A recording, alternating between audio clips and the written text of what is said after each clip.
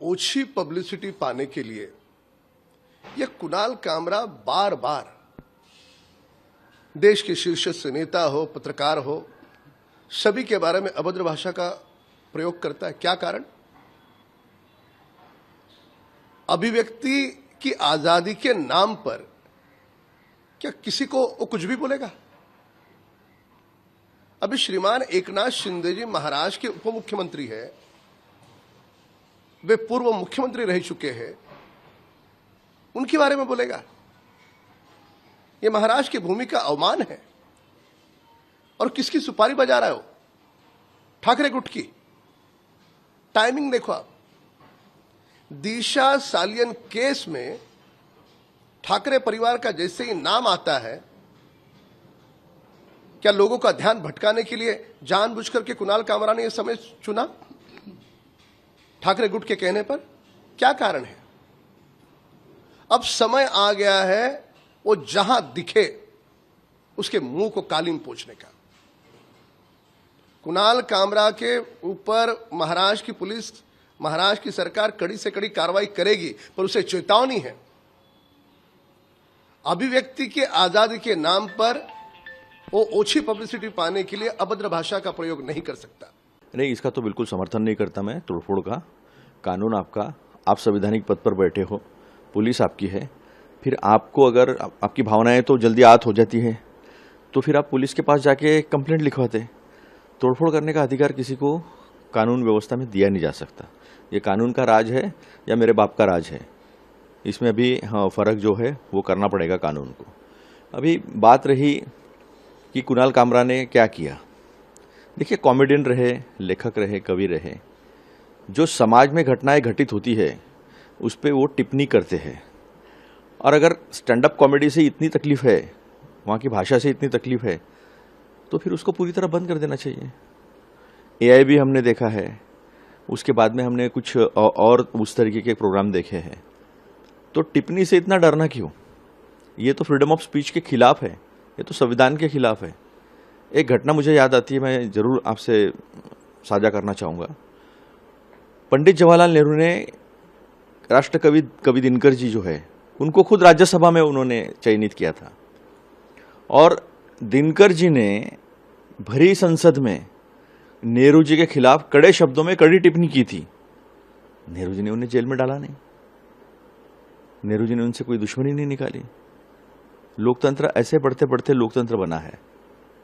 इस देश में लोकतंत्र देने का, होने का हमें महसूस कराना पड़ेगा। आपके हाथ में सत्ता है, इसलिए मैं किसी की भी गर्दन पकड़ लूंगा, ये ठीक नहीं है। बेहद दुखद है और ये महाराष्ट्र को बर्बाद कर रहे हैं।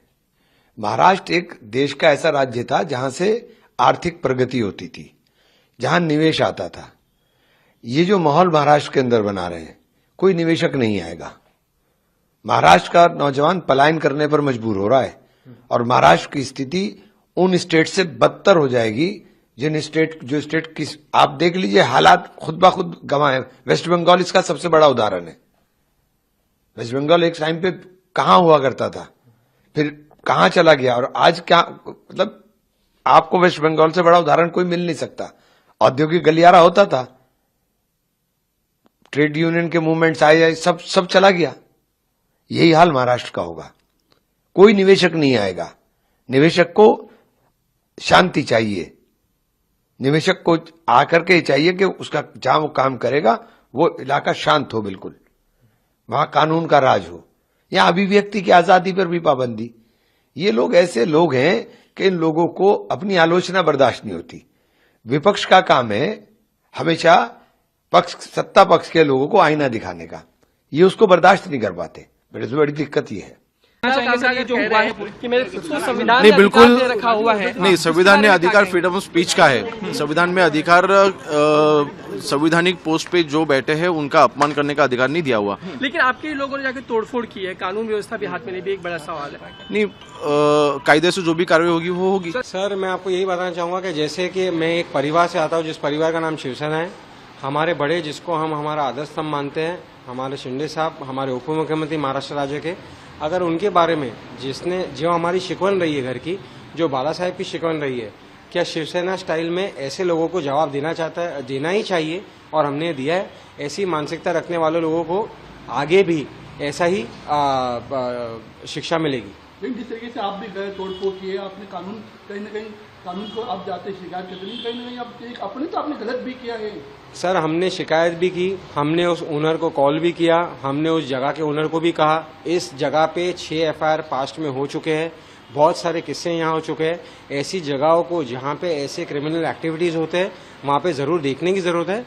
और हमने करने के बाद में जो कानून जैसा कहेगा, कानून से बढ़ के कोई नहीं है और हम कानून के पास जाने के लिए तैयार हैं। बट ये कानून हम हाथ में कैसे देख सकते हैं? वही कुणाल कामरा को आप क्या मैसेज देंगे और आपके ऊपर भी मामला दर्ज? बस कुणाल कामरा को यही मैसेज देना चाहेंगे कि आज जो आपने ये काम किया है, आपको तो इसका सबक जरूर मिलेगा, लेकिन आपसे जिन लोगों ने ये काम करवाया है, ये एक कॉन्स्पिरेसी है और ये एक पेड कॉन्स्पिरेसी है। इसका भी खुलासा जरूर मुंबई पुलिस और कानून शिक्षा में करें। देखो, ये जो व्यंग्यात्मक टीका है, वो बहुत सारे ऐसे बड़े नेता हो गए जो उनकी ताकत थी, जैसे बाला साहेब ठाकरे साहब है, उनकी व्यंग्यात्मक टीका एक ताकत थी, और एकनाथ शिंदे साहब उनके कार्यकर्ता है। अभी 2003 में ऐसी इस तरीके की टीका जब भुजबल साहब पे हुई थी, जो अभी महायुति के साथ है, तब उनके कार्यकर्ताओं ने एक ऐसा कलाकार या जो कार्यालय था, ऑफिस था, वो तोड़ा था, और उसको स्वीकारते हुए, वो जिम्मेदारी स्वीकारते हुए भुजबल साहब ने वहाँ पे राजीनामा दिया था। उसी के साथ अगर आप देखें कि राहुल गांधी जी ने, जब उनको पूछा गया कि राजीव गांधी जी के बारे में एक सीरीज में बहुत अलग तरीके का लो लेवल का वहाँ पे कुछ कहा गया कि, तो राहुल गांधी जी ने बोला था कि राजीव गांधी जी का जो महत्व है, ऐसा कोई कलाकार बोलेगा तो उससे कम नहीं होता। तो ये जो अभिव्यक्ति स्वातंत्र है वो सब कलाकारों को है, लेकिन कलाकारों को भी मुझे कहना है कि 2014 के पहले का टाइम नहीं है। यहाँ पे अभिव्यक्ति स्वातंत्र जो है आज रहा नहीं, तो इसके बारे में थोड़ी सी केयरफुल रहना चाहिए सब कलाकारों ने। और मुझे लगता है एकनाथ शिंदे साहब एक बड़े नेता है, कोई भी अगर उनको एक व्यंग्यात्मक टीका करे या जो भी करे, तो उनका जो बड़प्पन है वो कम नहीं होने वाला। तो इसीलिए मुझे लगता है नेताओं ने भी अपने कार्यकर्ता को कुछ समझ देनी चाहिए। FIR रजिस्टर हुई है कुणाल शर्मा, क्या कहना? देखो, अभी इनका सरकार है, एक आध गरीब अगर देखे, भीड़ में एक औरत अपनी बेटी को महीना हुआ ढूंढ रही है, उसको मिल नहीं रही है, पुलिस उनको प्रतिसाद नहीं दे रही, लेकिन पुलिस इसके बारे में कुछ भी नहीं कर रही। और यहाँ पे एक नेता के बारे में बोला जाए तो इमीडिएटली FIR होती है। तो ये जो डिफरेंसेस है कि नेता होगा, अमीर बंदा होगा, आदमी होगा, तो उसका FIR जल्दी में लिया जाएगा, और एक गरीब होगा तो उसको जो कुछ नहीं होता उनके बारे में। ये जो डिस्क्रिमिनेशन इस सरकार में बहुत ज्यादा है। ठीक है, ताकत उनके पास है, वो ताकत का कुछ भी करे। जहाँ तोड़फोड़ की वो जो शिवसेना के नेता हैं उनके ऊपर भी FIR रजिस्टर हुई, और इस तरह से रात में जाके तोड़फोड़ करना, जहाँ अभी उनको वो जो कर सकते थे, नेता को खुश करना था उनको, उन्होंने वो किया है। अभी नेता उनके बारे में क्या करेगा वो देखा जाएगा। कह रहे हैं कि मुंह पे कालक लगाएंगे कुणाल शर्मा के, कहीं पे भी मिलेगा। ऐसे बहुत सारी चीजें करने के बाद ये जो कार्यकर्ता और पदाधिकारी होते हैं, उनको लगता है कि उनका नेता जो है इस चीजों को देखेगा, खुश होगा और आगे जाके कुछ और पद मिलेगा। इसलिए कार्यकर्ता और जो पदाधिकारी होते हैं इस एंगल से वो करते हैं, या प्यार भी होता है। अभी प्यार में लोग अंधे होते हैं। तो यहाँ पे जो हुआ, मेरा कहना है कि एकनाथ शिंदे साहब को मैं खुद जानता हूँ, वो बड़े नेता है, वो बड़े नेता रहने वाले हैं। इसीलिए कुणाल कामरा हो, किसी ने भी कुछ कहा हो तो उनका बड़प्पन वहाँ पे कम नहीं होता। बहुत ज्यादा भड़के हुए उन्होंने कल वो सेंटर भी तोड़ दिया जो कि जहां पर उन्होंने शो करा था, और ये तक आया कि वो अपॉलॉजी करें, अदरवाइज उनको कहीं भी हम नहीं जान देंगे और जहां भी मिलेगा उनका मुंह काला करेंगे। देखिए, जिस तरीके से डरा रहे हैं, धमका रहे हैं, एक जोक पे जहां पे एकनाथ शिंदे का नाम भी नहीं लिया था। जो समझदार हैं वो समझ गए होंगे। अगर आपको आपत्ति थी, आप FIR दर्ज कर दीजिए। अगर आपको आपत्ति थी, कानून का जो प्रक्रिया है उसका इस्तेमाल करिए। ये जो तोड़फोड़ कर रहे हैं, दिखा रहे हैं, कहीं ना कहीं वो उनको चुभा है। उनको पता चला है कि जो बोल रहे हैं, जोक के माध्यम से बोल रहे हैं, उसमें सत्यता है, इसलिए जाकर इन लोगों ने इस तरीके की हमला किया है। और हमला कहाँ किया है? हमला उस स्टूडियो में किया है जहां 1 महीने पहले उन्होंने ये रिकॉर्डिंग की है। जान माल का नुकसान करना ये कहां तक लाजमी है? ये लोग सरकार में हैं, ये लोग महाराष्ट्र की सरकार चला रहे हैं। ऐसे ही इन्होंने नागपुर में आग लगाई, अब मुंबई में आग लगाने पे लगे हुए हैं। तो किस तरीके का इंटॉलरेंस है? If you don't like something तो आप पुलिस कंप्लेन करिए, पर इस तरीके का बिहेवियर करेंगे, I think people of Mumbai are watching और महाराष्ट्र देख रहा है कि किस तरीके से कानून व्यवस्था को अपने हाथ में लेकर ये गुंडाई पर उतर आए हैं। मैम साथ ही वो लोग आप लोगों पे भी सवाल उठा रहे हैं कि उनके पास अब नेता नहीं है बोलने के लिए, तो वो पैसे देके ऐसी चीजें करा रहे हैं। रईस मास्ती का कहना है। मुझे तो हंसी आती है ऐसे लोगों पे जो कुछ भी अनर्गल बयानबाजी करते हैं और उनको लगता है कि वो इंटेलिजेंट साउंड कर रहे हैं। देश का इतिहास रहा है, और अगर आप यूपीए के जमाने में यही कुणाल कामरा, यही सारे कॉमेडियन स्टैंड अप कॉमेडी देखते, जिस तरीके से मनमोहन सिंह जी की भी मजाक ये लोग उड़ाते थे, वो रिकॉर्ड है और उनके यूट्यूब चैनल्स पे भी मिल जाएगा। तो क्या ये कहा जाएगा कि भारतीय जनता पार्टी पैसे देकर कुणाल कामरा से काम कराती है? ये स्टैंड अप कॉमेडी है, पॉलिटिकल ह्यूमर है, और जो सच्चाई है उन्हें वही तो बयां की है। गद्दारी की है, पार्टी को तोड़ा है। आपने जो सरकार बनाई और आप मुख्यमंत्री बने, वो भारतीय जनता पार्टी की वजह से बने, ये जनता जानती है। भारतीय जनता पार्टी ने पार्टियों को तोड़ा है, संविधान को दरकिनार किया है। तो कहीं ना कहीं एकनाथ शिंदे को लगा होगा ये तो पूरा यानी सच्चाई बोल रहे हैं, और जनता हंस भी रही है उन पर। तो यानी उनका जो इमेज है, वो जो बचा कुछ इमेज है, वो भी खत्म हो रहा है, इसलिए उन्होंने ये काम किया, हरकत किया है। बोला ना, एक लाइन में बोल दिया महाराष्ट्र में कानून व्यवस्था नहीं रही है, वही उसी के परिणाम है। और महाराष्ट्र से अब लोग भयभीत होकर महाराष्ट्र छोड़ के जा रहे हैं, महाराष्ट्र के उद्योग खत्म होते जा रहे हैं। एक तरफ सरकार आह्वान करती कि महाराष्ट्र को शांत रखना चाहिए, और खुद ही सरकार इस तरह की अगर बदमाशी पे आते, किसी को तोड़फोड़ करना चाहते हैं, तो इसका मतलब है कि महाराष्ट्र को पूरा खत्म करना ये सरकार चाहती है। कुणाल कामरा का एक वीडियो आया है जिसमें वो एकनाथ शिंदे को लेकर कुछ शब्द कह रहे हैं, मजाक कॉमेडी कर रहे हैं, उसको लेकर अब एफआईआर दर्ज हो गई उनके खिलाफ, क्योंकि उनके समर्थक जो थे एकनाथ शिंदे के, वो लगातार विरोध कर रहे थे। आप क्या कहेंगे इसका? पहले तो कानून व्यवस्था कहाँ है इस देश में? कानून है? जज को देखो ना, कल जो जस्टिस डिलीवर करने चाहिए वो करप्ट है। हमने तो पहले कहा, माननीय सरन्यायाधीश भी जो न्याय नहीं दे पा रहे वो करप्ट है। किसी के दबाव में हो, या पैसे के दबाव में हो, या पोस्ट के दबाव में हो, लालच में आकर ही कर रहे हैं ना। तो जो न्याय व्यवस्था क्या है? अब रही बात जो कुछ हुआ, काबरा ने किया, मुझे लगता है उसकी हर पंक्ति, हर शब्द से सही है ना। वो तो राजनीतिक दलों के सारे विपक्ष के लोग उनके ऊपर वही तो इल्जाम लगा रहे, खुलेआम लगा रहे। उसने कविता के शब्द में कहा। पहली बात ऐसी कि इस देश में अगर डेमोक्रेसी हम कहते हैं, जनतंत्र को मानते हैं, तो ये सारी चीज़ों को स्वीकारना चाहिए। आलोचना होती, कभी कोई मिमिक्री करते। वंदनीय शिवसेना प्रमुख बाला साहब ठाकरे जी, वो तो कार्टूनिस्ट थे, जगविख्यात कार्टूनिस्ट थे, विश्वविख्यात कार्टूनिस्ट थे। उन्होंने शरद पवार जी हो, या सोनिया गांधी जी हो, इंदिरा गांधी जी हो, नेहरू हो, इनके एक एक कैरिकेचर जो निकाले हैं, वो आप अगर देखोगी तो आप बोले आज रोजाना उनके ऊपर केस करते थे ये लोग। तो फिर प्रधानमंत्री होकर उसके ऊपर कार्टून, जो इंदिरा गांधी जी के ऊपर उन्होंने कार्टून निकाले थे। तो इसको स्वीकार कर, बड़े दिल लगता है, छोटे दिल के लोग नहीं कर सकते हैं, समझे आप। तो ये जो कुछ उसने कविता में कहा है, पैरोडी में कहा है, वो तो हर एक राजनीतिक दल का नेता, विपक्ष का नेता, उनके विपक्ष विरोध के लोग मंच पर खुलेआम कहते हैं। तो इतना क्यों गुस्सा करने का? खुलेआम तो कहते हैं ना। तो फिर ये जो चीजें हो रही है, उसके ऊपर एफआईआर करने के बजाय जिन्होंने कुछ जवाब में हमले किए उनके ऊपर एफआईआर होना चाहिए। सर, उनके जो समर्थक टीका टिप्पणी स्वीकार नहीं कर सकते आप दूसरी निकालो। आप जो कुछ कहते हो दूसरों को, जो कुछ किया है, वो तो आलोचना तो होगी, जन्म भर होती रहेगी। वो क्या दीवार पीछे था ना, मेरा बाप जो ऐसा कुछ लिखा था, उस तरह की बात है। वो जिंदगी भर वो ठप्पा जाने वाला नहीं है, कुछ भी करोगी तो भी। इस तरीके की टिप्पणी के बाद उनके समर्थक हैं और जो तमाम नेता हैं, वो ये कह रहे हैं कि कुणाल कामरा को माफी मांगनी चाहिए और उनको पूरे मुंबई क्या पूरी दुनिया में कहीं पर अकेले घूमने नहीं देंगे। इस तरीके की धमकियां, ये जो धमकियां दे रहे हैं ना, वही माननीय मुख्यमंत्री जी से पूछो।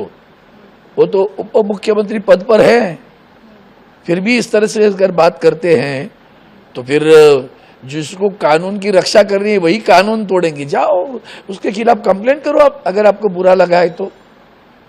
इसके साथ ही सर, आरएसएस आपने एक राष्ट्र एक संस्कृति का आह्वान किया है, औरंगजेब को भाईदारा शिकों के खिलाफ खड़ा किया गया है, क्या कहेंगे सर? तो आरएसएस की राजनीति की उनको ही भला हो जाए। जो है ना, ये सारे जजेस भी अपॉइंटमेंट, कई जितने आईएएस ऑफिसर, जितने बोर्ड के चेयरमैन है, ये तुम्हारा इलेक्शन कमिश्नर, सभी हाफ चड्डी वाले आए हैं वहां, समझे आप? दिमाग खराब होता है। चुन चुन कर देते हो ना आप, चुन चुन कर जाओ, कोई चेयरमैन देखो, कोई सीजीएम देखो, सब वहां से नागपुर से अपॉइंटमेंट हो रहे हैं उनकी। क्या बात करते हैं आप? सर, वक्फ संशोधन विधेयक 2024 पर आरएसएस के महासचिव दत्तात्रेय बोल रहे हैं सरकार ने वक्फ के लिए एक आयोग बनाया है, हम देखेंगे कि वो क्या लेकर आते हैं, जो भी कुछ हुआ है उसे सही दिशा में करेंगे, क्या कहेंगे सर इस पर? आने तो दो, उसके बाद में कहेंगे। इनको बयान देते रहने दो, उसके ऊपर वो तो देश में टुकड़े करने की तुले पड़े हुए हैं, दंगे करने पे तुले ऐसे ही बयान देते उल्टे सीधे देते रहेंगे। शिंदे गुट ने उनके स्टूडियो में तोड़फोड़ की, नुकसान पहुंचाया। देखिए, कुछ समझ में नहीं आ रही महाराष्ट्र सरकार। इतनी बड़ी फिल्म इंडस्ट्री है वहां पे, आय का स्रोत है, लाखों लोगों का रोजगार है, साहित्य में व्यंग अपने आप में उसका एक महत्व होता है, स्थान होता है, नाम तो किसी का लिया नहीं, और अगर है तो कानूनी कार्रवाई इसके खिलाफ हो सकती है, पर खुद जाके किसी के घर में घुसकर तोड़-फोड़ करना, तो ये तो गुंडागर्दी है। और मैं समझता हूं कि भारतीय जनता पार्टी की महाराष्ट्र सरकार में जो आपसी खींचतान है, देवेंद्र फडणवीस बनाम शिंदे बनाम अजीत पवार, उसकी कीमत जनता चुका रही। स्वस्थ अभिव्यक्ति लोकतंत्र की गारंटी है, उसमें अगर किसी को कोई आपत्तिजनक लगता है तो अदालत का दरवाजा खड़ा है। ये तो फासिज्म है, ये तो तानाशाही है, ये तो गुंडागर्दी है। बात तो राष्ट्र क्या पूरे देश में वो कहीं भी घूम कर दिखा दे, उन्हें फ्रीली घूमने नहीं दिया जाएगा, उनके चेहरे पे कालिख पोत दी जाएगी। मैं फिर कह रहा हूं, फासिज्म, तानाशाही।